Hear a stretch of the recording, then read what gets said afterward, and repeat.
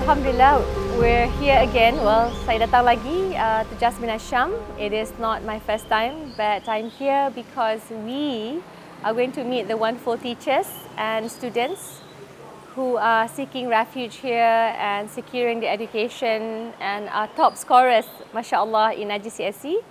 But they are mostly Syrians who have been here since January 2016. So it's a mixture. I think in total the school has educated about 500 people. But with what's happening in Syria today, I think it's important to know that you might meet a Syrian much closer here in Kuala Lumpur, and we probably should know more about the plight, the things that they have to face on a day-to-day basis, and how difficult it is for them just to study, just to be educated.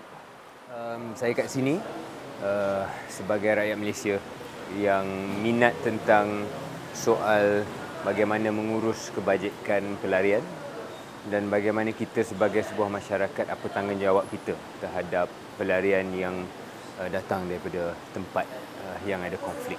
Jadi memang itu menjadi minat saya lewat ini, dan ini salah satulah usaha untuk lebih memahami bagaimana kehidupan mereka di Malaysia.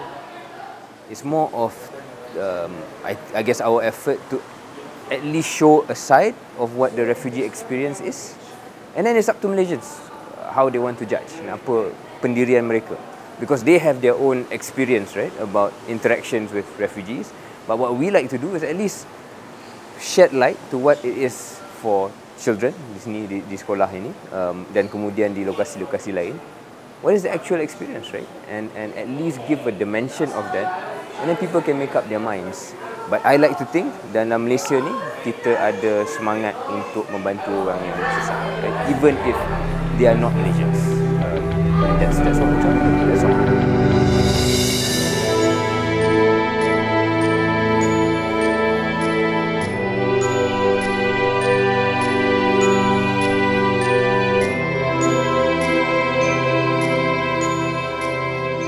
Have you been here from, how old were you?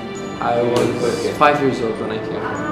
It's almost been... So your entire formal education has been in this school? Yeah, I was kindergarten when I started. I used to study in Smart Reader Kids. Yeah. But so far, I've been mostly in this school since I was grade 2. I came here when I was grade 2, and now I'm grade 11. How's the experience in this school? It was very, very fun experience. Yeah, it's okay. It was a good experience. You know, I'm mostly like raised here. You know, been all of my education has been I have been studying in Jasmine Asham since even the previous location of the school. Yeah. I think I went to the previous location. What's your hope?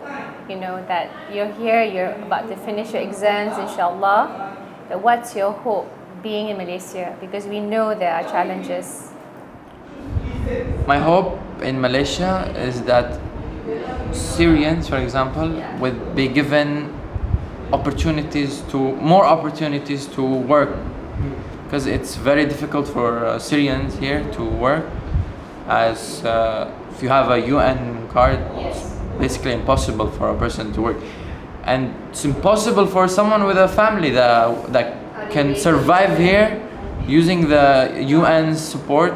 It's not enough for them to live. Yeah, so as you can see, like, many people are working illegally, but they have to, you know, they cannot do anything.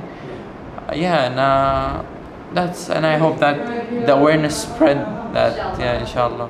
Do you intend to try and stay here longer, or do you want to go back home now that I would probably go back to Syria, inshallah. It's been a long time. It's my home, it's my country.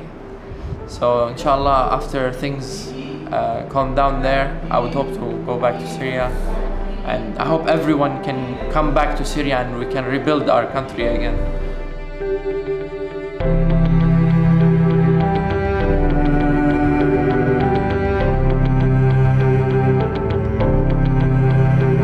So I want to know, like, is science your favorite subject?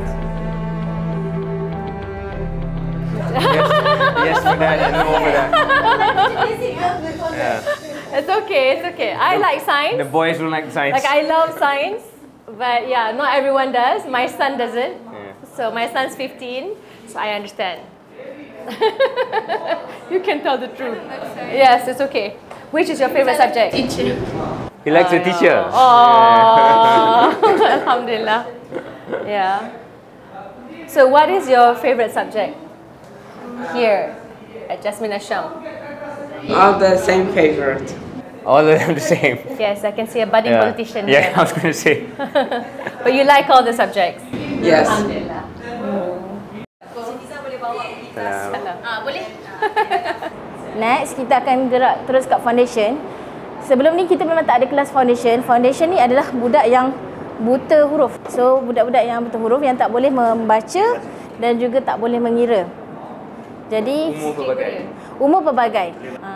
So, kat sini kita ajar 2 subjek, English dan juga Maths.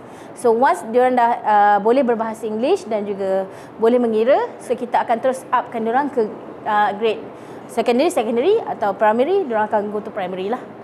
Pengajarannya macam mana? Like how do you end So memang kita akan ajar the basic A, B, C sampai diorang boleh sebut, sampai diorang boleh hijau. Itu kita akan ajar diorang basic macam mana tambah. Macam kita ajar darjah 1. Okay. Asalkan diorang dapat pegang basic tu. Yes, betul.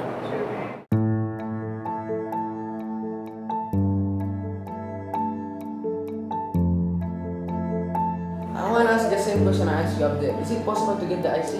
It is very, very difficult. And under government policy right now, no, they don't give out ICs. But the first step is a PR. And that also comes with conditions. Usually, the ones that have been applying, they have an existing family member here. Nonetheless, there's a special program for Syrian refugees. So what they can do, they can stay here for a particular extended period of time and they can work in Malaysia. We're trying to get the same thing for Palestinians. So for me, after this we're going to visit Mahar. They're working very closely with the Ministry of Home Affairs. But that's why we wanted to do this episode, and AWANI agreed, because we wanted to at least highlight that, you know, maybe I'm Malaysian, but it's by chance, right? I could also be coming from another country where there's a war erupting, and then suddenly I find myself in a foreign country, and I'm like, hey, I want to be like a Pilates instructor, but I don't have an IC. You know, what do I do? How do I get this easily? So that's why sometimes we are the same, as you know, but then people see us or see themselves as different. So Shahril and I trying to kind of bring home to the fact that we're just like, you know, slaves of Allah, and we just want to make sure as human beings you get the chance, the same chance, basic chance as everyone else. But yeah.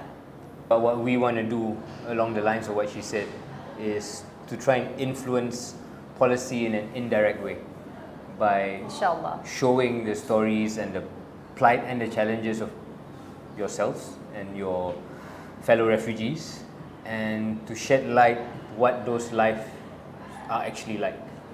And hopefully through this kind of platform, this kind of program, there will be a slow change in thinking about how we treat refugees, right? And I think there's been a really good set of things that are already happening. You know, all the good stuff here, the fact that we have the Syrian program, for example, and even though we don't fully recognize the UN card, but in effect, you know, it gives you a certain status which allows you to go about your everyday lives to a certain extent. So we're not saying that Malaysia is so bad at doing this. It's just that it can be so much better, and that's what people like her and I are trying to do.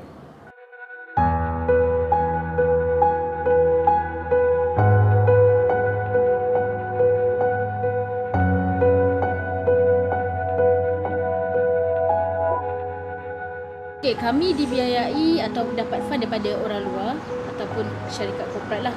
Ataupun kalau katakan ada individu yang datang untuk memberikan dana lah. The rest kita hanya sustain kepada yuran lah.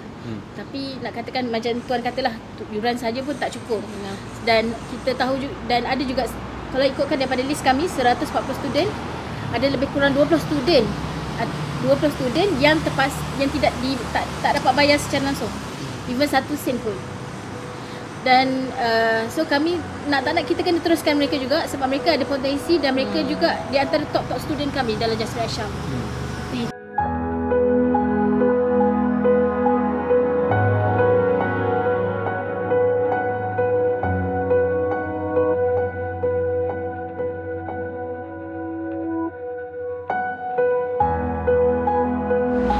Kalau respon saya, of course saya kecil hati. Even though dekat di dalam Jasmine Syam ni ada saja yang, sebab kami ni berada dekat dalam kawasan elit, dan certain of people ataupun orang-orang ada je datang kat sekolah and then give negative words to Jasmine Syam. Then we just facing like, okay, normal lah.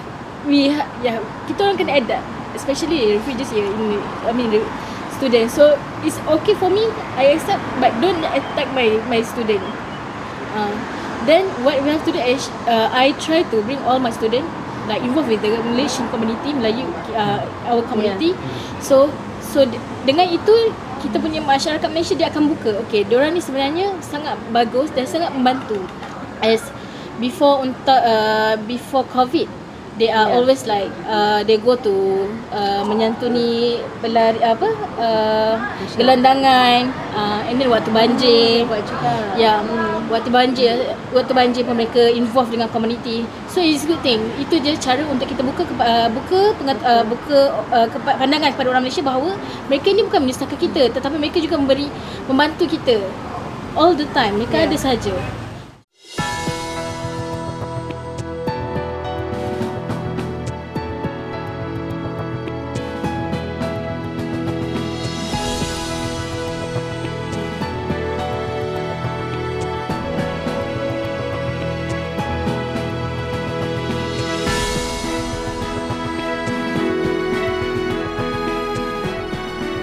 Pertama sekali shelter dan protection, cost protection pass yang legal untuk dia duduk di Malaysia. And then daripada segi makanan, kita pastikan semua orang cukup makanan, kesihatan dan pendidikan. Jadi saya nak highlightkan yang kita tiada masalah kes-kes kriminal daripada peserta kita, langsung 0%. That means dan semua bekerja, dan ada yang graduate dan berjaya, ada yang buka perniagaan sendiri, dan ada yang ni jugalah dapat peluang-peluang pekerjaan di negara-negara lain. Dan selain daripada tu, there's some successful students who work with Jobstreet, ada yang kerja dengan Microsoft. Kebanyakannya pengusaha restoran. Ada yang mungkin kita akan jumpa kemudian, Al-Homsi family, dia 8 orang yang datang ke Malaysia, 5 orang bawah program kita. Dia sekarang ada syarikat di Zanzibar, ekspor kelapa sawit. Wow. In Zanzibar, can you imagine Syrian refugee who can do this? Itulah, itu antara, kalau diberikan from my point of view, the Syrians themselves is very enterprising, and of course they have sort of what we call Arab pride.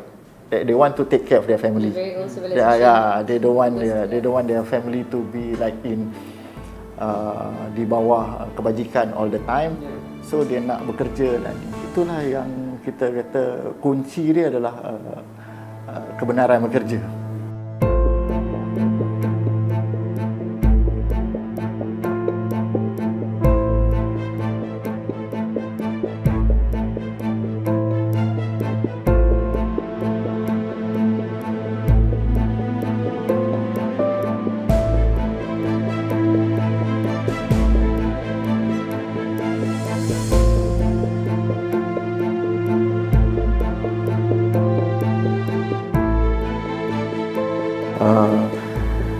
menjawab kepada mengapa tak boleh diduplikatkan, boleh diduplikatkan. It needs political will, as what this program happened in 2016. We have to come from the leadership. They want it to happen. That is how this thing holds until today. Ada beberapa ketika juga program ni dipertimbangkan untuk ditutup. And itulah the overall, alhamdulillah, it's been 7 years that we were managing them. We have our ups and downs. During COVID is the most difficult time. We had 16 staff before. During COVID, we go down only 2, me and Hakimi, running the whole show. And because of a lot of issues lah, funding and those kind of things, but alhamdulillah now that everything is back in line, we thank the present government also yang dapat tengok program ni satu program yang baik di mana akan disambung sehingga 2026.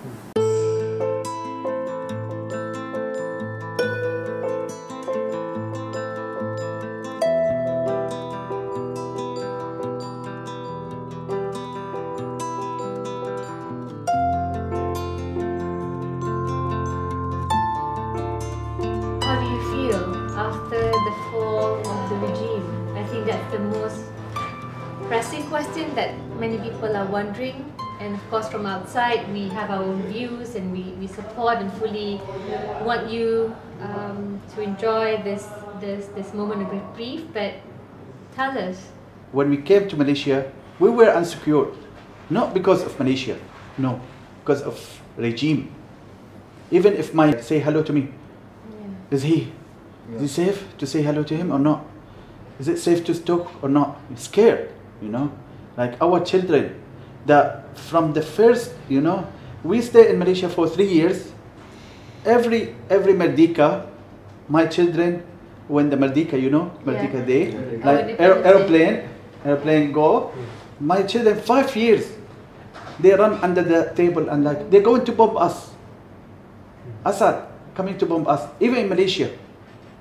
You know, this feeling makes us down, and we cannot trust much the others. December 2013, I came to Malaysia. You know, I was the one saying we shouldn't leave Syria. We have to fight. We have to do a lot for Syria, but we couldn't. We couldn't. The knife just came to my neck, slaughtered the people like sheep, like, you know, and eat al-adha, you know, like Bismillah Allahu Akbar, you know. And I went back to my house naked, no clothes, bleeding. It was horrible. They stole my car, they stole everything, and just, you know, they throw me like bin bags. You know, who's going to take care of this? No one. You know. I'm in my house. Suddenly, the Syrian army come to our area. I'm still married new at that time. I have one daughter, Farah. It's only 6 months years. Subhanallah, the Syrian army come to our building. Wallahi, all houses cut all people from neck, except my house. Why? Wallahi, nobody can believe. I have my daughter 6 months. When the soldier come to my house, wallahi, I have knife in his pocket and blood. Just they want to kill. My daughter walk to the soldier and he said, "Oh, you have beautiful lady. Okay, I like her.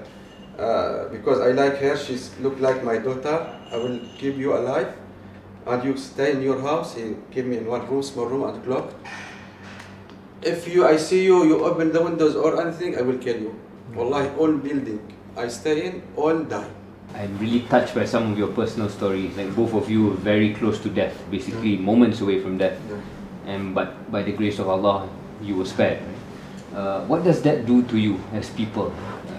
How do you view life now?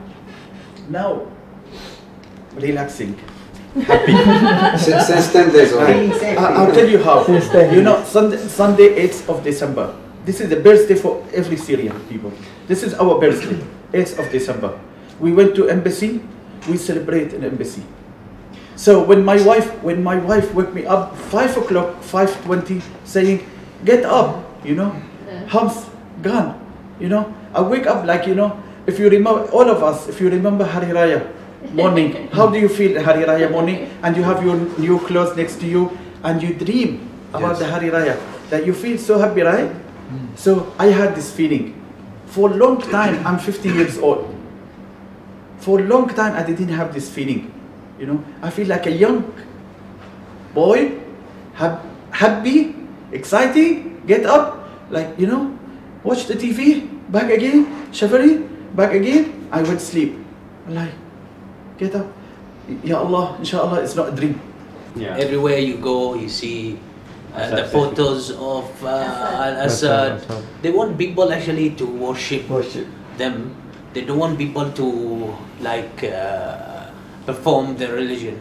Everyone, like, he has a little bit long beard, they will capture him, get him to to the security agents. They will capture him, maybe put him in the prisons. Like some videos, you know, they hold the beard. The beard and you see it in the media, you know, they hold the sheikh, you know, like if you see any long beard, they hold it and take it off. Correct. So they don't want people to perform their religions, and then they were really like trying to play on the minority in Syria. We all the time in Syria actually we live in harmony actually. Muslims beside Christians, and then our neighbors are Christians. They feel safe before this regime came to Syria. Then they try to frighten these minorities to scare them. Oh, these people, they want to come and like do something bad. But you see, I don't know if you see some videos from Aleppo or from even Damascus. Christians now, they perform their religions like in peaceful way. They don't scare from the fighters that they came to the cities, and then they're happy what happened to Syria. Yeah. Can we close off just by sharing your experiences in Malaysia so far? And their hopes. Yeah, your hopes for the future. In Malaysia. I hope that all of us, we go back to Syria when everything is resettled and it's safe to go back, and we rebuild our country. And yeah, I hope Syria one day to become like Malaysia. Seriously, really, we really live here in Malaysia, and we see how nice is this country, how developed. And yeah, I hope that one day Syria become like Malaysia.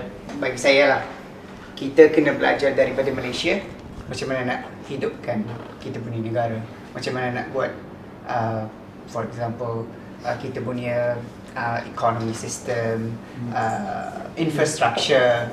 Banyak kena balik experience daripada Malaysia bawa ke negara kita. Itu je. Nak aman, insya-Allah rumah yang dah hancur bina balik jadi cantik macam dulu sudah. Orang dah boleh balik, dah boleh hidup seperti biasa. Ini je yang kami nak, dan kami nak minta daripada Malaysia buka kedutaan dia balik dan berkooperasi di tempat.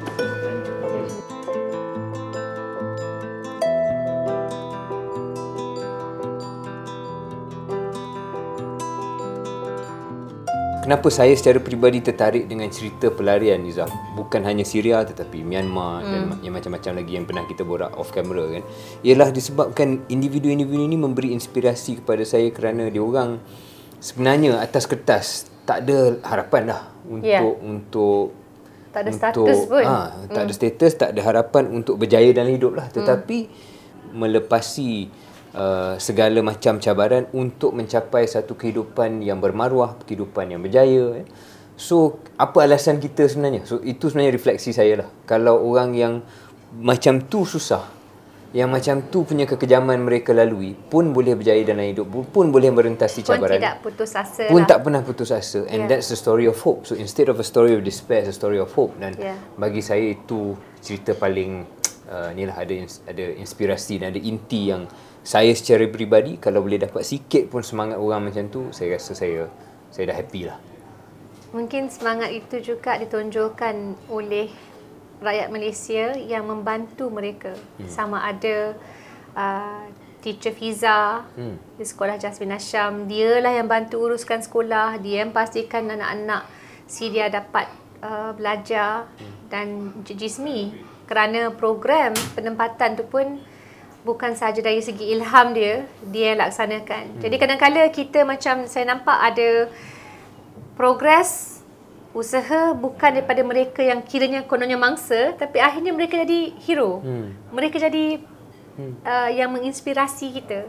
Saya mengharapkan orang Malaysia, kita jangan selalu letak tanggungjawab tu atas bahu kerajaan semata-mata, tapi rakyat Malaysia sendiri kalau ada sedikit keterbukaan untuk membuka minda, memikirkan apa yang boleh kita buat untuk bantu pelarian. Walaupun kita mungkin boleh cakap ada cerita-cerita tentu, kisah-kisah tentu yang negatif tentang pelarian, tapi penting juga kita raikan kejayaan macam kat sini, where pelarian yang duduk kat Malaysia membantu balik ekonomi Malaysia. Moga-moga rezeki kita bertambah dengan cara kita memberi ruang, macam mereka dapat bekerja di restoran Damascus, dan kita memberi lebih banyak kelengkapan lah untuk kehidupan bersama. That's my hope, dan saya rasa banyak yang kita boleh kemaluaskan. Harap-harap kalau masa pandemik kita sebut whole of society approach. Dalam bab ni sebenarnya memerlukan whole of society approach juga. Dan kalau dulu gandingan CSO, civil society, maka ekosistem saya harap dapat dilebar luaskan supaya gandingan dengan NGO dan CSO itu dapat kita guna pakai untuk menurunkan bantuan.